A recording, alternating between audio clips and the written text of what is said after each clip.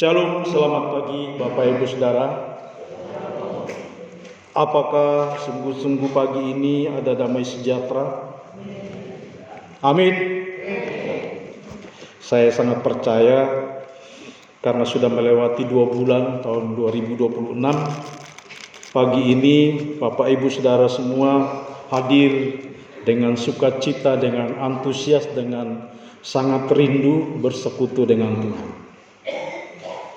Baik Bapak Ibu, pagi ini kita akan bersama-sama belajar firman Tuhan. Di bulan Maret ini kita akan merenungkan firman Tuhan, dan majelis bersama hamba Tuhan sepakat bulan Maret adalah bulan untuk eksposisi kitab Efesus. Ekspos artinya mengungkapkan, menjelaskan seterang-terangnya. Ya, jadi diekspos apa yang tersembunyi di dalam firman Tuhan, khususnya kitab kiriman Rasul Paulus kepada jemaat di Efesus. Selama bulan Maret ini kita akan ekspos, kita akan belajar menerangkan seterang-terang mungkin apa yang disampaikan melalui firman Tuhan. Minggu depan Boksu Sugiarto akan melanjutkan minggu ketiga dan keempat seterusnya. Jadi selama 1 bulan ini kita akan belajar dari kitab Efesus, karena salah satu kitab yang penuh dengan makna rohani yang sangat mendalam Bapak Ibu Saudara. Nah, pagi ini kita akan belajar dengan tema blueprint surga. Ya, blueprint surga. Saya ingin mengatakan bahwa saya menyampaikan blueprint ini bukan karena saya sudah pernah ke surga ya. Beberapa hamba Tuhan berani mengatakan dia dibawa ke surga, turun naik, tetapi saya belum pernah, Saudara. Kalau sudah di surga, saya tidak akan turun lagi, Saudara. Tapi hamba Tuhan beberapa waktu lalu mengklaim bahwa dia diangkat ke surga, kemudian turun lagi dan naik lagi. Nah, kalau sudah di surga ngapain turun lagi gitu ya? Kalau saya diangkat, saya nggak mau turun lagi, karena di surga indah. Betul? Ada yang mau ke sana? Sekarang? Pasti nggak mau. Iya, tunggu dulu. Biasanya alasannya tunggu waktunya Tuhan. Baik Bapak Ibu, mari sama-sama kita buka Alkitab kita dari Efesus pasal pertama. Kita akan mulai eksposisi kita.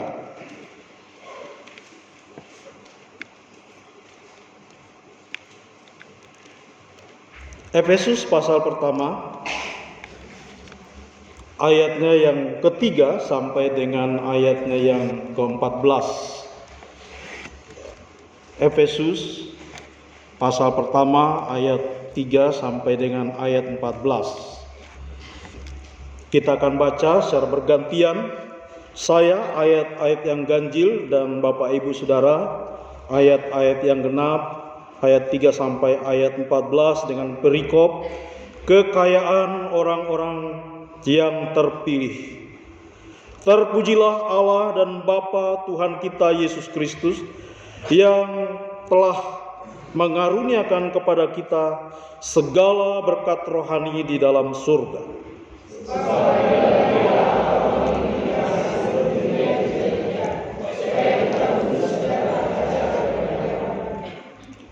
Dalam kasih Ia telah menentukan kita dari semula oleh Yesus Kristus untuk menjadi anak-anak-Nya sesuai dengan kerelaan kehendak-Nya. Supaya terpujilah kasih karunia-Nya yang mulia, yang dikaruniakan kepada kita dalam Dia dan kasih-Nya. Sebab di dalam Dia dan oleh darah-Nya kita beroleh penebusan, yaitu pengampunan dosa menurut kekayaan kasih karunia-Nya.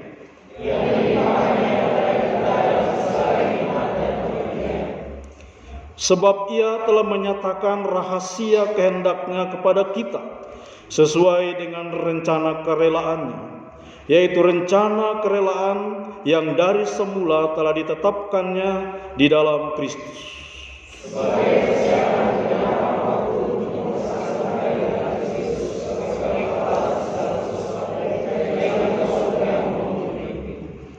Aku berkata di dalam Kristus, karena di dalam Dialah kami mendapat bagian yang dijanjikan. Kami yang dari semula ditentukan untuk menerima bagian itu sesuai dengan maksud Allah yang di dalam segala sesuatu bekerja menurut keputusan kehendak-Nya.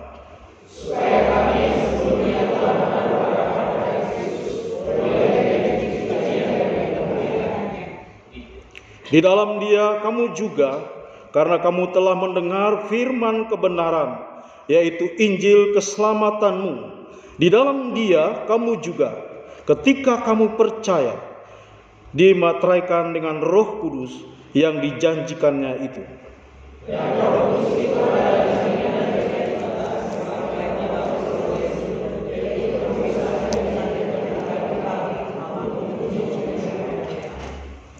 Amin. Demikian jauh pembacaan firman Tuhan. Dan Yesus berkata, yang berbahagialah mereka membaca merenungkan firman Tuhan serta melakukannya dalam hidup hari lepas hari. Bapak, Ibu, Saudara, tema kita sekali lagi blueprint surga. Apa itu blueprint? Yang kita kenal biasa cetak biru ya. Blueprint itu cetak biru. Nah, secara umum blueprint itu bisa berarti rancangan secara detail tentang struktur bangunan atau gambaran secara menyeluruh dari sebuah proyek. Tetapi blueprint bisa juga menjadi sebuah panduan strategi. Ya, panduan itu kerangka kerja jangka panjang. Jadi misalnya mau mengerjakan sesuatu itu ada kerangkanya, ada panduannya, step by step sampai pada akhirnya. Blueprint juga bisa berarti alat koordinasi, ya. Ingin menegaskan bahwa seluruh tim bekerja sesuai dengan rules, sesuai dengan langkah-langkah, sesuai dengan rencana, sesuai dengan rancangan awal sampai selesai. Tetapi blueprint bisa diartikan secara metafora atau penggambaran. Metafora berarti gambaran rencana secara menyeluruh atau secara komprehensif, ya, seperti blueprint kehidupan. Ya, kita hidup ini kan tidak hidup saja. Ada orang mengatakan saya hidup mengalir saja seperti air, atau ada yang bilang mengikuti arus saja. Tapi sebenarnya ketika kita menjalani hidup, memulai hidup, ya, kita punya blueprint. Saya akan melakukan apa, tahun sekian akan jadi apa, nanti tahun sekian saya menjadi apa. Itu blueprint. Tetapi hari ini kita akan bicara khusus tentang blueprint surga. Sekali lagi saya ingin menyampaikan firman Tuhan. Blueprint surga ini bukan berarti saya sudah ada di dalam surga. Namun tema kita adalah eksposisi dari kitab Efesus. Nah, dari ayat-ayat yang kita baca tadi kita melihat dan kita akan belajar bersama blueprint surga itu seperti apa. Baik Bapak Ibu, blueprint surga sebenarnya ada sesuatu yang sudah dirancang sejak kekekalan. Kalau kita memperhatikan bacaan ini, itu adalah rancangan kekekalan. Dari kekekalan Allah sudah merancang sebenarnya. Jadi dari kekal sampai kekal. Ya, itu sudah dirancangkan bagaimana manusia yang Tuhan ciptakan akan ada dan datang kembali bersama-sama dengan Allah. Bapak Ibu Saudara, teks ini atau ayat-ayat yang kita baca tadi, bagi para teolog dikatakan bahwa ini adalah satu doksologi yang sangat indah. Doksologi itu apa? Doksologi itu adalah pujian kemuliaan. Biasanya di akhir ibadah kita kembalikan segala puji, hormat, kemuliaan bagi Bapa, Anak, dan Roh Kudus. Doksologi adalah pemuliaan. Kembalikan segala kemuliaan bagi Allah. Doksologi yang indah ini karena apa? Karena berkat-berkat rohani yang sudah dirancang oleh Allah di dalam kekekalannya bagi manusia. Ucapan syukur atas segala berkat rohani yang dikaruniakan Allah Bapa kepada orang-orang percaya. Di dalam ayat 3. Terpujilah Allah dan Bapa Tuhan kita, Yesus Kristus, yang dalam Kristus telah mengaruniakan kepada kita segala berkat rohani di dalam surga. Ini sekaligus menjadi pesan utama dari teks yang kita sudah baca, ayat 3 sampai dengan ayat 14. Itu pesan utamanya, saudara. Dapat dikatakan bahwa blueprint surga itu sebenarnya akan berbicara tentang berkat-berkat rohani di dalam surga. Dan ini akan kita lihat dari ayat demi ayat. Ya, karena namanya ekspos itu harus mengangkat ayat demi ayat. Ayat ini berbicara apa, kemudian lanjut ayat ini bicara tentang apa. Tapi itu dalam satu kerangka, dalam satu konteks. Jadi bicara tentang blueprint surga berarti bicara tentang berkat-berkat rohani yang Allah sudah sediakan sejak dari kekekalan, Bapak. Dan titik tolak dari berkat-berkat rohani yang disediakan bagi orang percaya itu, titik tolaknya adalah karena kasih karunia. Kasih karunia. Jadi Allah berbelas kasihan. Allah dalam kekekalannya sudah menyatakan belas kasihnya. Dan belas kasih atau kasih karunia Allah itu dinyatakan di dalam pribadi Yesus Kristus. Jadi itu titik tolak dari berkat-berkat rohani, titik tolak dari blueprint surga yang akan kita nikmati. Ya, sekarang kita belum menikmati sepenuhnya, Bapak Saudara. Tapi nanti setelah kedatangan Kristus yang kedua kali, sepenuhnya kita akan nikmati blueprint surga itu. Sekali lagi titik tolaknya adalah kasih karunia. Tidak ada andil dari manusia. Tidak ada bagian yang penting dari manusia sehingga dia bisa memperoleh berkat-berkat rohani itu. Semata-mata hanya karena kasih karunia. Itulah sebabnya dalam doktrin Kristen, keselamatan itu bukan karena perbuatan baik. Bukan karena melakukan sesuatu yang dipandang oleh Allah bahwa kamu layak mendapatkan keselamatan. Tetapi semata-mata oleh karena anugerah Allah, kasih karunia. Keselamatan hanya oleh karena kasih karunia. Nanti di Efesus 2 ayat 8-10 minggu depan Boksu mungkin terangkan. Bahwa kita diselamatkan bukan karena pekerjaan, bukan karena perbuatan, tetapi karena anugerah Tuhan. Ini doktrin Kristen. Nah, kalau ada Kristen yang mengajarkan bahwa keselamatan bisa diperoleh dengan perbuatan baik, bisa diperoleh dengan Kristus menambahkan lagi perbuatan baik, itu menyimpang dari kebenaran. Karena sejak awal keselamatan bagi orang Kristen adalah kasih karunia di dalam iman kepada Yesus Kristus. Apa saja rancangan atau apa saja blueprint surga dari ayat-ayat ini? Kita akan melihat dalam ayat-ayat 4 sampai dengan 14. Apa saja rancangan berkat-berkat rohani yang ada di dalam surga itu bagi setiap orang yang percaya. Yang pertama adalah bahwa berkat rohani bagi orang percaya yaitu telah dipilih atau ditentukan sejak semula. Mari Bapak Ibu kita perhatikan ayat 4 sampai ayat 6. Saya bacakan sekali lagi. Kenapa tadi saya membaca pelan-pelan supaya kita memperhatikan. Sebab di dalam dia di sini adalah Yesus. Allah telah memilih kita sebelum dunia dijadikan, supaya kita kudus dan tak bercacat di hadapan-Nya.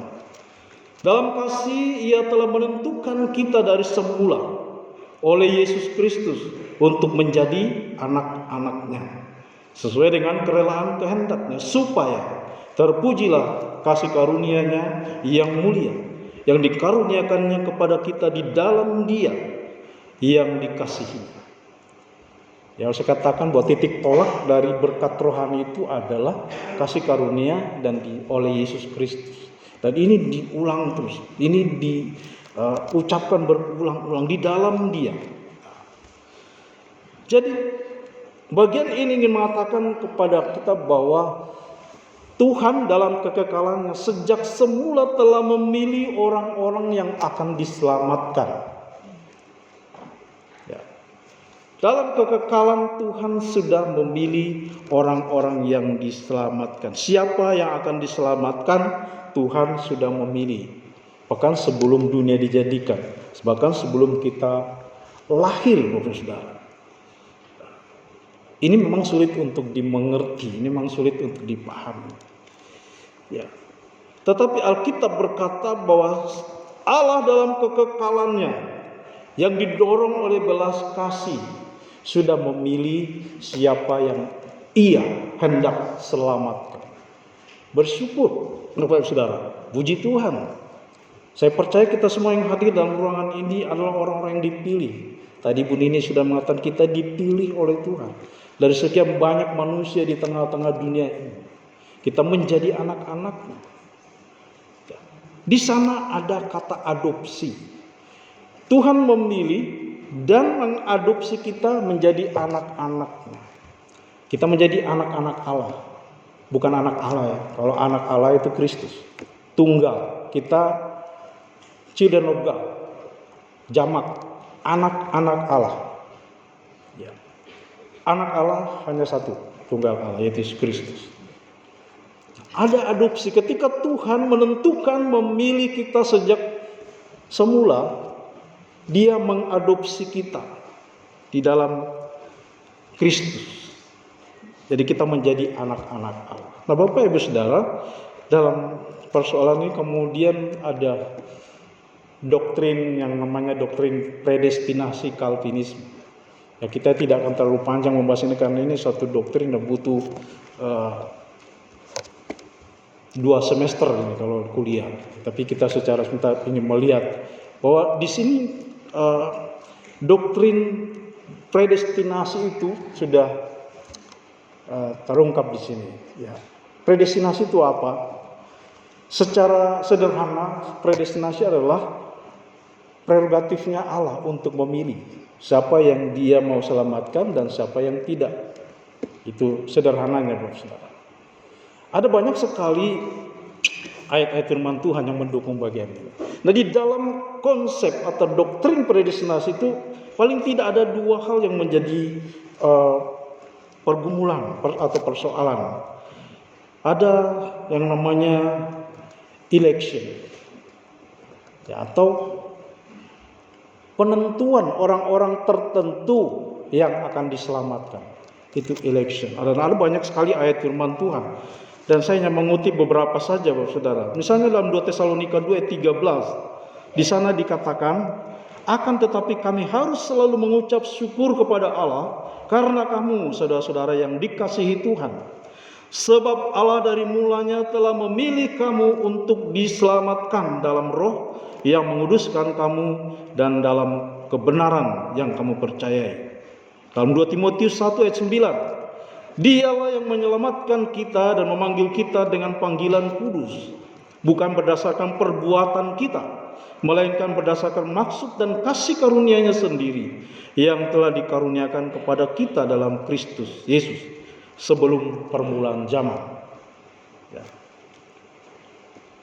Jadi konsep predestinasi di sini. Jadi dari semula ada banyak sekali ayat firman Tuhan yang dikutip oleh Rasul Paulus yang menegaskan bahwa memang dari kekekalan Allah sudah menentukan siapa yang akan percaya kepadanya dan siapa yang akan diselamatkan. Kemudian dalam 1 Petrus 1 ayat 1 dan 2. Ini surat Rasul Petrus kepada orang-orang Kristen yang tersebar di Asia ya. Dikatakan dari Petrus, Rasul Yesus Kristus, kepada orang-orang pendatang yang tersebar di Pontus, Galatia, Kapadokia, Asia Kecil, dan Bitinia, yaitu orang yang dipilih. Orang-orang yang dipilih sesuai dengan rencana Allah, Bapa kita, dan yang dikuduskan oleh Roh, supaya taat kepada Kristus Yesus dan menerima percikan darahnya, dan banyak ayat Alkitab lain yang mendukung Bapak Saudara. Ya, jadi itu ada election. Dalam predestinasi itu ada konsep tentang election. Dari kekalahan Allah sudah menentukan. Tidak ada yang boleh protes, itu hak prerogatifnya Allah. Dia pencipta, dia pemilik. Dia yang punya semua. Jadi dia memilih. Kemudian bagian kedua dari doktrin predestinasi adalah reprobation. Ya, penentuan orang-orang yang tertentu untuk dibinasakan. Kalau tadi election adalah penentuan orang-orang tertentu yang akan selamat. Tapi di bagian kedua ada juga orang-orang tertentu yang dipilih oleh Allah untuk dibinasakan. Ya. Dalam Yohanes 17 ini doa Tuhan Yesus kepada Bapa sebelum dia kembali ke surga. Yohanes 17 ayat 12 dikatakan, selama aku bersama mereka, ini kata Yesus, aku memelihara mereka dalam namamu, yaitu namamu yang engkau berikan kepadaku. Aku telah menjaga mereka dan tidak ada seorang pun dari mereka yang binasa selain daripada dia yang ditentukan untuk binasa, supaya genaplah yang tertulis di dalam kitab suci. Ya, kemudian di dalam Yudas 4, ini Yudas tulisan Yudas bukan Yudas Iskariot ya, tapi Yudas yang lain. Tuhan, Rasul Tuhan. Yudas 4. Sebab ternyata ada orang tertentu yang telah masuk menyelusup di tengah-tengah kamu, yaitu orang-orang yang telah lama ditentukan untuk dihukum. Mereka adalah orang-orang yang fasik, yang menyalahgunakan kasih karunia Allah kita untuk melampiaskan hawa nafsu mereka, dan yang menyangkal satu-satunya penguasa dan Tuhan kita, Yesus Kristus. Jadi kedua bagian ayat ini berbicara bahwa memang ada orang-orang tertentu yang sudah ditetapkan, sudah dipilih oleh Allah untuk dibinasakan. Ya. Bapak Ibu Saudara, penting untuk mengingat bahwa ayat-ayat tentang reprobation ini jauh lebih sedikit dibanding dengan ayat-ayat election, atau ayat-ayat yang mendukung repro dan ayat-ayat yang mendukung election ini. Mengapa? Karena Alkitab memang ditulis untuk menunjukkan jalan keselamatan, bukan jalan kebinasaan. Artinya, meskipun ada ayat yang diangkat untuk mendukung teori reprobation ini, tetapi lebih banyak ayat tentang election. Lebih banyak ayat Alkitab yang mendukung bahwa Allah sudah memilih dalam kekekalannya, menetapkan beberapa orang untuk diselamatkan, lebih banyak daripada ayat Alkitab yang mendukung tentang reprobation. Ya. Kemudian ada Arminian mencoba untuk menyangga doktrin predestinasi dari Calvinisme. Arminian mengatakan begini, sebenarnya keselamatan kita itu bisa hilang. Mengapa? Karena waktu Allah memilih kita yang percaya, sebenarnya Allah sudah tahu bahwa kita akan percaya. Itu konsepnya dia. Waktu Allah menentukan kita menjadi percaya, menjadi orang Kristen, sebenarnya Allah sudah tahu dari kekekalan bahwa kita akan menjadi orang percaya. Itu dia katakan. Tapi ada juga mengatakan bahwa karena manusia mempunyai free will, kehendak bebas, maka satu saat dia bisa menyangkal Allah, walaupun tadinya sudah percaya. Sekali lagi memang ada ayat Alkitab yang diambil sebagai titik tolak dari doktrin Arminian ini, tetapi sekali lagi lebih banyak ayat yang mendukung tentang doktrin election dan reprobation dari Allah. Bapak Ibu Saudara, Alkitab, bacaan kita khususnya mengatakan bahwa dari kekal Allah sudah menentukan beberapa orang untuk diselamatkan dan beberapa orang dibinasakan. Jadi berkat rohani yang pertama bagi kita adalah bahwa kita telah dipilih, ditentukan dari semula untuk menjadi anak-anak Allah. Itu berkat yang pertama. Yang kedua, dalam ayat 7 dan 8. Di sana dituliskan, sebab di dalam Dia, di dalam Yesus Kristus, dan oleh darahnya kita beroleh penebusan, yaitu pengampunan dosa menurut kekayaan kasih karunia-Nya. Jadi Bapak Ibu Saudara, doktrinnya adalah dari kekal Allah sudah memilih, lalu kita diangkat, diadopsi menjadi anak-anaknya, tetapi tidak sampai di situ. Ada karya penebusan. Kita ditebus melalui pengorbanan Yesus di atas kayu salib. Darahnya yang tertumpah itu menjadi tebusan, menjadi pembayar dari dosa kita, Bapak Saudara. Ya. Apa artinya penebusan? Penebusan atau apolutrosis dalam bahasa asli Alkitab itu bisa berarti dua arti, Bapak Saudara. Yang pertama adalah pembebasan dari kutuk hukum Taurat. Hukum Taurat itu semuanya membawa orang untuk mengenal dosa, tapi tidak menyelesaikan dosa. Nyatanya hukum Taurat justru membuat orang semakin mengenal dosa. Ada kutuk di sana. Nah, apolutrosis ini berarti arti yang pertama adalah pembebasan dari kutuk hukum Taurat. Tetapi arti yang kedua berarti pembebasan dari segala kejahatan dan penderitaan. Dan ini dikaitkan dengan kedatangan Kristus yang kedua kali atau keempat. Ya. Dan Bapak Ibu Saudara, ayat 7 dan 8 ini berhubungan dengan arti yang kedua. Ya, lebih dekat kepada arti yang kedua, yaitu pembebasan dari segala kejahatan dan penderitaan. Dalam kaitan dengan kedatangan Kristus yang kedua kali. Nah, ayat-ayat dalam Lukas 21 ayat 28 dikatakan apabila semuanya itu telah terjadi, ini maksudnya ini penderitaan dari orang-orang percaya di dalam dunia, angkatlah mukamu sebab penyelamatanmu sudah dekat. Kata penyelamatan di situ adalah apolutrosis. Roma 8:23, dan bukan hanya mereka saja, tetapi kita yang telah menerima karunia sulung roh, kita juga mengeluh dalam hati kita, sambil menantikan pengangkatan sebagai anak, yaitu pembebasan dari tubuh. Jadi kata penyelamatan, pembebasan itu sama, dari akar katanya adalah apolutrosis, pembebasan, penyelamatan. Seorang bernama Charles Hodge mengatakan begini, khusus dalam ayat 78 dan ayat 14, bahwa teks ini berbicara soal penebusan. Jadi arti yang benar adalah orang-orang pilihan, karena hanya mereka lah yang mendapat penebusan. Ya, itu sesuai dengan Efesus 1 ayat 22, 23 dan Kolose 1:20.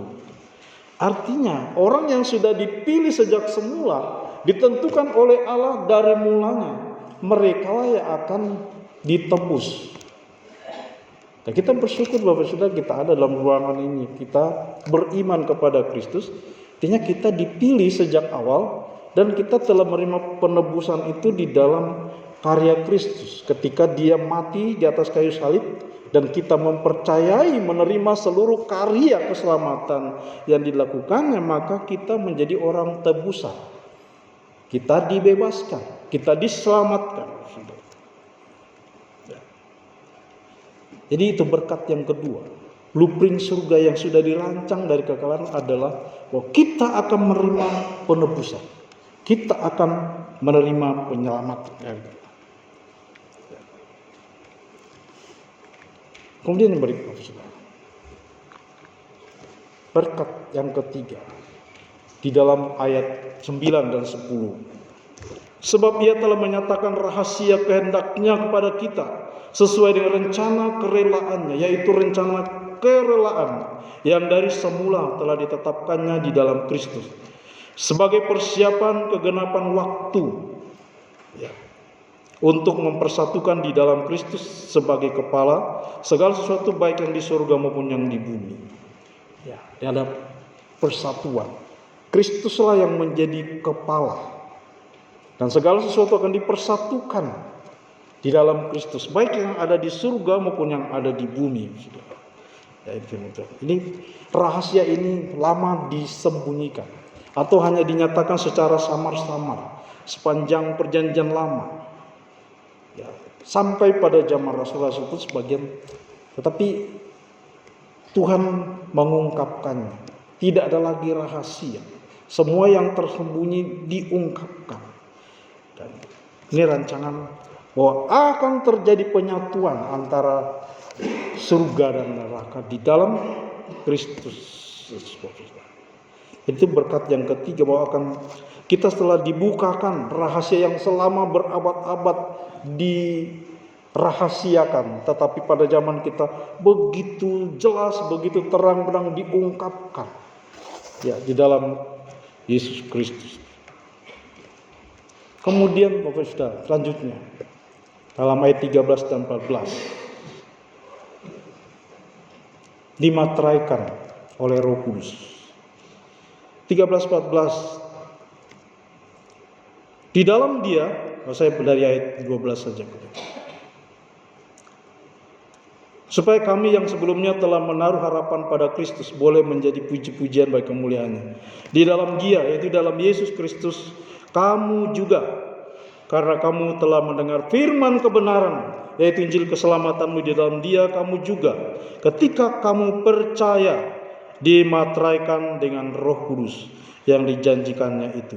Dan Roh Kudus itu adalah jaminan bagian kita sampai kita memperoleh seluruhnya, yaitu penebusan yang menjadikan kita anak milik Allah untuk memuji kemuliaan-Nya.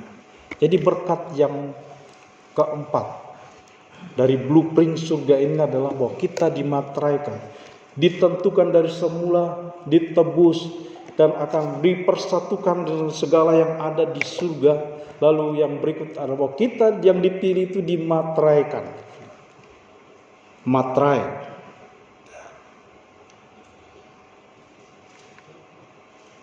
Roh Kudus ini Bapak Saudara memang dijanjikan berulang-ulang. Bahkan sejak perjanjian lama sebenarnya janji akan datangnya Roh Kudus itu dijanjikan kepada umat manusia, kepada orang-orang percaya. Kalau dalam perjanjian lama misalnya di kitab Yeskiel, Tuhan akan mencurahkan Roh-Nya. Dan bahkan sepanjang perjanjian baru sampai pada penggenapannya di dalam Kisah Rasul 2. Ya, memang dijanjikan. Yang kedua, Roh Kudus ini dikatakan sebagai materai. Ya. Materai. Biasanya kita pakai materai, ya tidak asing bagi kita istilah materai. Dalam teks ini Bapak sudah kita bisa melihat bahwa Allah Tritunggal yang walaupun dalam bacaan kita tadi tidak secara terang-terangan menuliskan Allah Tritunggal yang kita yakini, tetapi secara tersirat bahwa Allah Tritunggal itu bekerja bersama-sama. Nah, kita bisa melihat di sini bahwa Bapa itu sudah menentukan dari sekolah. Bapa memilih, Yesus menebus atau anak menebus, dan Roh itu memateraikan. Jadi Allah Tritunggal itu bekerja sama di dalam karya keselamatan. Dalam penciptaan pun Allah Tritunggal bekerja bersama-sama. Bapa pencipta, Yesus pencipta, Roh Kudus pencipta. Itu sebab kita mengimani Allah Tritunggal. Meski Alkitab tidak pernah menuliskan secara jelas kata Tritunggal, tetapi di sepanjang Alkitab dari Kejadian sampai Wahyu kita bisa melihat bahwa Allah Tritunggal itu bekerja bersama-sama. Nah, di dalam konteks Efesus ini Rasul pun menyampaikan bahwa Bapa memilih Yesus atau anak menebus, dan Roh Kudus menjadi materai. Ya. Apa yang kita pahami tentang materai? Tapi sebagian ini Bapak Saudara, materai berarti menyatakan kita benar. Materai oleh Roh Kudus menyatakan kita sebagai anak-anak Allah. Oleh karena materai Roh Kudus itu, kita yang sudah dipilih, yang sudah ditentukan, menerima penebusan, lalu menerima materai, menyatakan bahwa kita ini anak Allah. Nah, kita ini sudah dibenarkan. Penebusan darah Kristus itu telah menyelesaikan persoalan dosa, sehingga kita diselamatkan. Yang kedua, materai berguna sebagai tanda kepemilikan.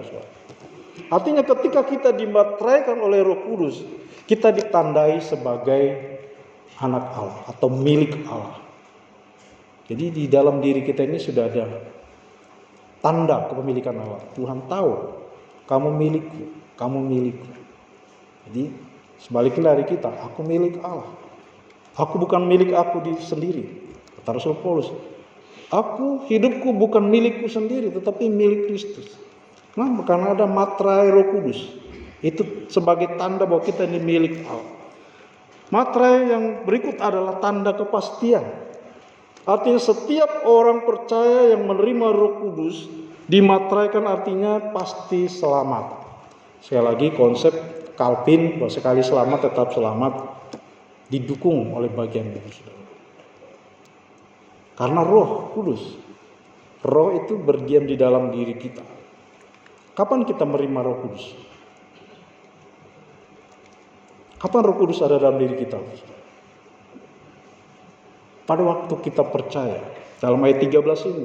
Tapi dalam Injil Yohanes pasal 1 ayat 12 yang sering kali kita baca, barang siapa percaya kepadanya diberinya kuasa menjadi anak-anak Allah. Kata kuasa di sana itu berbicara tentang Roh Kudus. Pada saat kita percaya kepada Yesus Kristus, kita dikaruniai Roh Kudus. Nah, kita baca Kisah 2:38. Sana jelas bicara bahwa setiap orang percaya dikaruniai oleh Roh Kudus. Jadi berkat rohani dalam surga, blueprint surga itu sudah ada dalam diri kita setiap orang percaya. Meski belum sepenuh-penuhnya kita terima, tetapi sudah ada. Dan materainya ada Roh Kudus. Roh Kudus memastikan bahwa kita adalah orang terpilih, kita adalah orang yang sudah diselamatkan, dan Roh Kudus itu akan menjaga kita sampai akhir hidup kita tetap berpegang teguh pada iman kita kepada Tuhan. Pertanyaannya adalah siapakah yang menerima berkat-berkat rohani? Kepada siapakah blueprint surga yang diungkapkan dalam ayat ini disediakan? Sekali lagi bagi orang percaya. Dalam teks kita tadi Bapak Saudara, kalau Bapak Ibu sudah perhatikan ada kata kami dan kamu, ada kata kita. Dan sebelum ayat ini Rasul Paulus mengulang-ulang di dalam Kristus. Jadi sesungguhnya berkat rohani tersedia bagi orang-orang yang ada di dalam Kristus. Siapakah dia? Kami, kata Rasul Paulus. Kami sebenarnya ini mewakili bahwa mereka adalah orang Yahudi. Rasul Paulus katakan kami, keturunan Yahudi, mendapatkan berkat-berkat rohani ini. Ya, tapi di dalam ayat 13 kemudian mengatakan kamu juga. Kamu artinya orang non-Yahudi. Ini termasuk kita yang ada hari ini. Walaupun dulu itu kepada orang-orang Yunani. Karena dulu itu adalah dunia luar selain Yahudi. Tapi hari ini kita termasuk di dalam non-Yahudi ini. Kita pun yang di dalam Kristus, artinya yang percaya kepada Yesus, kita adalah orang-orang yang menerima berkat. Dan ayat 14 mengatakan, Rasul Paulus memakai kata kita di sana. Dalam 14 dikatakan, dan Roh Kudus itu adalah jaminan bagi kita sampai kita memperoleh seluruhnya, yaitu penebusan menjadikan kita milik Allah. Bapak Ibu Saudara kasih Tuhan, kita ini gabungan antara orang Yahudi dan non-Yahudi. Jadi baik orang Yahudi maupun non-Yahudi, kalau dia ada di dalam Yesus, percaya kepada Yesus sebagai Tuhan dan Juru Selamat, menerima seluruh karya keselamatan yang dikerjakannya, maka merekalah yang menerima berkat rohani di dalam surga. Bapak Saudara, di sini Rasul Paulus mau menghancurkan tembok pemisah antara Yahudi dan non-Yahudi. Karena pada zaman itu orang mengklaim bahwa janji keselamatan itu hanya kepada orang Yahudi saja. Janji keselamatan yang dari Allah itu hanya diperuntukkan kepada orang-orang Yahudi, bukan kepada orang-orang kafir juga. Tapi karena mereka tersandung, maka keselamatan ditawarkan kepada bangsa-bangsa lain, dan kita bersyukur termasuk di dalamnya. Ketika kita beriman, percaya kepada Yesus sebagai Tuhan dan Juru Selamat, kita menerima berkat-berkat rohani. Kita akan menerima berkat-berkat rohani. Jadi sebenarnya saat ini Bapak Saudara, blueprint surga itu sudah menjadi bagian kita. Mengapa? Karena satu, kita sudah dipilih dari semula. Kita harus pastikan diri kita bahwa kita ini adalah orang yang terpilih. Bagaimana caranya? Setia sampai akhir hidup kita. Berpegang teguh pada iman kita. Mulai saat kita percaya Yesus sampai kita dipanggil pulang, sampai kita menghembuskan napas terakhir, kita tetap percaya pada Yesus. Yang menarik Bapak Saudara, tadi di awal katakan bahwa ini adalah doksologi. Efesus 1:3-14 ini merupakan doksologi yang indah, kemuliaan bagi Allah. Nah, rencana-rencana berkat-berkat rohani, rancangan-rancangan berkat rohani di dalam surga ini sebenarnya tujuan akhirnya adalah untuk kemuliaan Allah sendiri. Jadi segala sesuatu yang Tuhan rancang dari kekekalan sampai pada kekal, tujuannya adalah untuk memuliakan Dia, Bapak Saudara. Memuliakan namanya. Karena itu sebagai anak-anak Tuhan yang sudah dipilih, sebenarnya tujuan hidup kita adalah mempermuliakan nama Tuhan.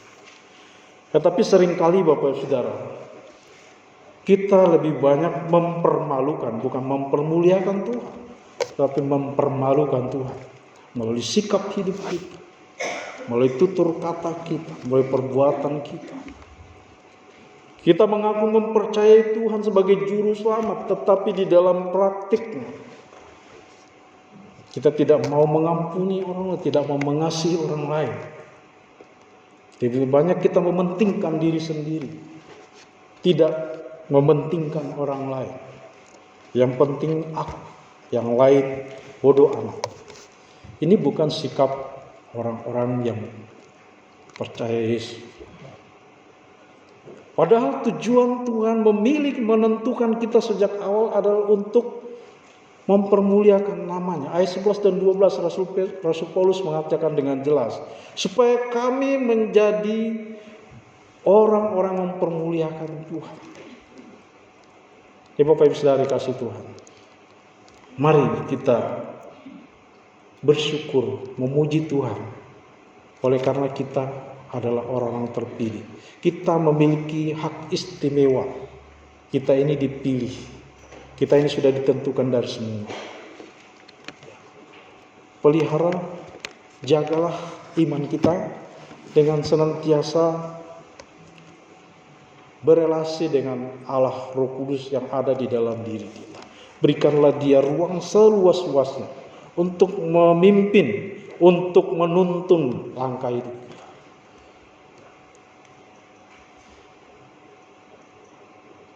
Biarlah berkat-berkat rohani menjadi bagian hidup kita.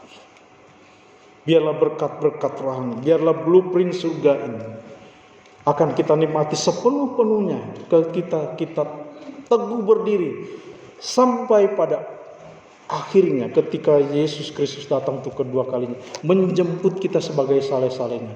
Tetapi untuk sampai ke sana Bapak Saudara, kita harus melewati pergumulan yang begitu berat. Tidak jarang pergumulan, kesukaran akan membuat kita tertarik untuk berpaling dari Tuhan. Tetapi saya berdoa hal ini tidak membuat kita berpaling. Apapun yang kita alami, apapun kondisi kehidupan kita, tidak akan membuat kita berpaling dari Tuhan. Karena berkat-berkat rohani. Karena Tuhan menolong kita semua untuk terus menghidupi iman percaya kita kepada Tuhan. Sampai pada akhirnya seluruh berkat-berkat rohani yang sepenuhnya itu menjadi bagian hidup kita. Amin. Tuhan berkati.